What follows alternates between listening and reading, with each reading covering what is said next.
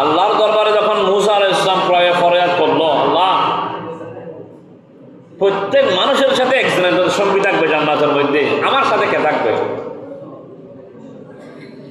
তো আল্লাহ বলেছেন আপনার সাথে একজন কসাই থাকবে। কসাই, দেখছেন, আমরা কসাইকে বিভিন্ন ধরনের আমরা কি করি, খারাপ মনে করি, কিন্তু যেগুলো বালা আছে এগুলো আছে, আছে বিদেয় দুনিয়া আছে, বালাগুলো আছে বিদেয় আছে।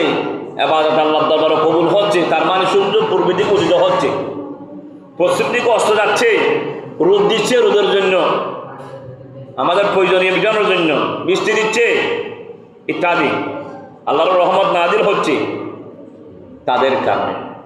তো মূসা আলাইহিস সালাম আল্লাহর কাছে ফরিয়াদ করল, আল্লাহ মানুষ তো জান্নাতে যাবে, কিন্তু আমি যদি জান্নাতে যাই আমার সঙ্গীটা কোন ব্যক্তি হবে? সুবহানাল্লাহ। তখন আল্লাহ বলেন অমুক বাজারের মধ্যে অমুক স্থানের মধ্যে একজন কসাই আছে, ওই কসাই তোমার সাথে জান্নাতের সঙ্গী হবে। সুবহানাল্লাহ। তখন রাত বাইর হয়ে গেল, বিকেলবেলা মূসা আলাইহিস সালাম খুঁজতে খুঁজতে ওই বাজারে গেল, বাজারে গিয়ে দেখতেছে লোকেশন দিয়েছে। তখন উনি কি করতেছেন, গোস্ত সবগুলো বিক্রির পর আবার কতগুলো গোস্ত নিয়েছে হাড়ি বেঁধে কাপড়ের ভিতরে পেঁচাইয়ে। তখন শেষ হয়েছে, রওনা দিয়েছে বাড়ির দিকে। মূসা আলাইহিস সালাম ফিসে ফিসে রওনা দিয়েছে, এমন অন্য মানুষের মতো হয়ে, ওনাকে পরিচয় দিচ্ছে না। ওনাকে দেখে উনি কি করতেছে, বস্তুগুলো নিয়ে যাবে, যে কি করতেছে দেখতেছে, উনি ওই খসায় বস্তুগুলো ধুইছে, রান্নার উপযোগী করেছে, রান্না বান্না করে দুজন মা বাবা আছে, বৃদ্ধ মা বাবা, তাদেরকে আগে নিজে হাতে ফাঁক করে তাদেরকে খাওয়াই দিয়েছে। সুবহানাল্লাহ। মা বাবাকে জিনিস দেখে না, কারণ আমরা তো মা বাবাকে দেখি না, খোঁজ নিই না, কি কাঁদছে, নিজে কাঁদছি, বউ বউয়ের পেটা নিয়ে বাচ্চা নিয়ে মজার মজার খাচ্ছি। কাঁঠালের মৌসুমে কাঁঠাল খাই, আমের মৌসুম কাঁঠাল, আনারস ইত্যাদি যত দ্রব্যাদি আছে, ও ছেলে মেয়ে নিয়ে বউ নিয়ে খাই, বন্ধু বান্ধব, কি মা এবং বাবার আমরা খোঁজ নিই না। তখন ওই মা বাবা দুই দিন খারাপ নিঃশ্বাস পড়ে, শেষ বালা নিঃশ্বাস পড়লে আল্লাহ দরবারে কবুল হয়ে গেছে। সুবহানাল্লাহ। মা বদদোয়া করলো, মা বাবা কবুল, দোয়া করলো কবুল।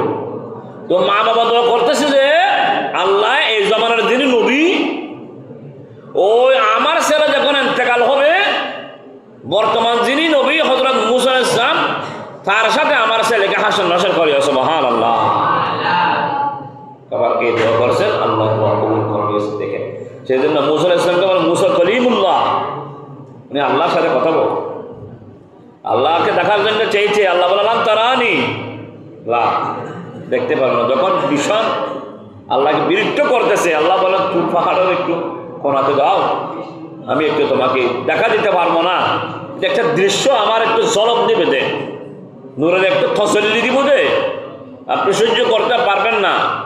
তারপরেও যখন বললেন, আল্লাহ আচ্ছা ঠিক আছে তুমি যাও, নূরের তাজাল্লি সামান্য দিয়েছে, সাথে সাথে হযরত ওই দূর পাহাড় জ্বলে হলে ছাই হয়ে গেছে, কিন্তু মূসা আলাইহিস সালাম বেহুশ হয়ে গেছে। শুধুমাত্র মূসা আলাইহিস সালাম আল্লাহর নবী বিদায়, রাসূল পাক সাল্লাল্লাহু আলাইহি ওয়াসাল্লামের মহব্বত ছিল বিদায়, ভালোবাসা তার মধ্যে ছিল, বিদ্যমান ছিল বিদায়, আল্লাহর নবীর ইজ্জতের হাতিলে আল্লাহর নবী মূসা আলাইহিস সালামকে জ্বলেনি। সুবহানাল্লাহ। কিন্তু বেহুশ হয়ে গেছে। কিয়ামত যখন কায়েম হবে, সমস্ত নবীরা পর্যন্ত বেহুশ হবে, সবাই। একজন নবী বেহুশ হবে না কেন? একবার হবে। বেহুশের সময়টা একবার, দ্বিতীয়বার হবে না কেন?